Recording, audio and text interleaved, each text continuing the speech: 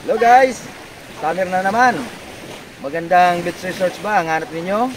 Pumunta lang dito sa Sitio Ibang, Pantaw, Libon, Albay. Pagkaganda po ng beach resorts na ito. Sandali lang at papakita ko sa inyo ang kabuuan ng view ng beach resorts. So ayan, itong bato na ito, yung tinatawag dito na Dakulong Bato. Na ang ibig sabihin ay malaking bato. Ayan o.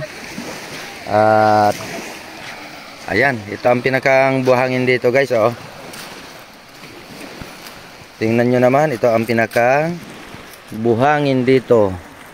Pebbles. Ayan o. Pebbles yan o. Ayan o.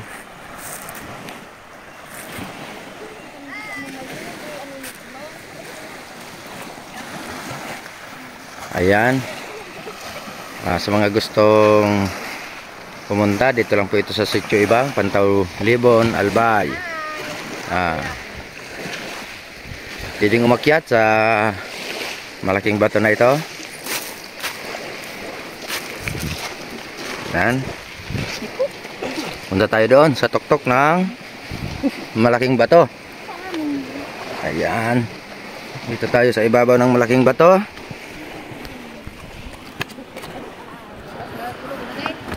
Yan. Pwedeng tumalon sa dagat. Yan na, sample. Ababaon. Napatali sa taas. Ayan o, napakaganda pag nandito ka sa taas. Hindi pa ito ang pinakatuktok na naapakan ko kasi ito.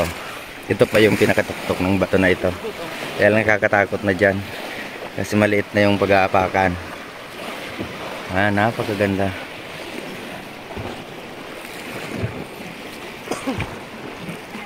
Yan. Walang bayad-bayad dito. Walang bayad-bayad. Pumunta lang dito. Ayan. So, nandito tayo sa taas ng malaking bato. Nandoon yung mga kasama ko.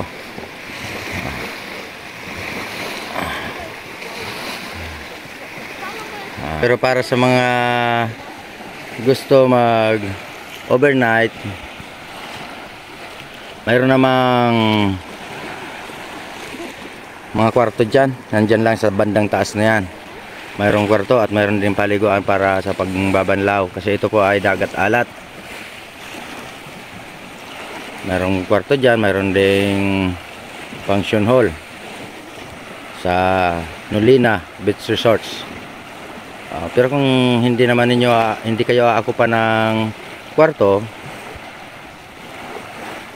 kumbaga saglit lang kayo, pwede na dyan sa mga bato-bato na lang na yan sa ilalim ng mga puno na yan. Ayan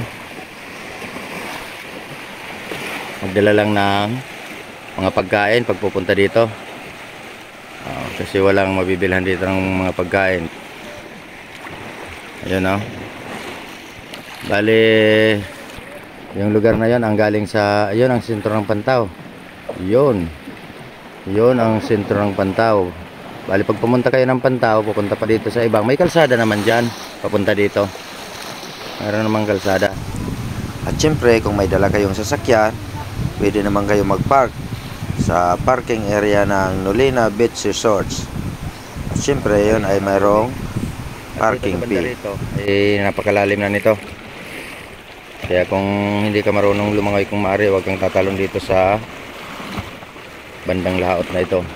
Kumbaga, doon ka lang sa mababaw na yon.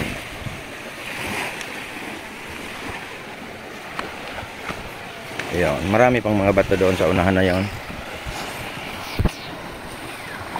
Ayan Pwede kayo mag picture sa mga bato na yan.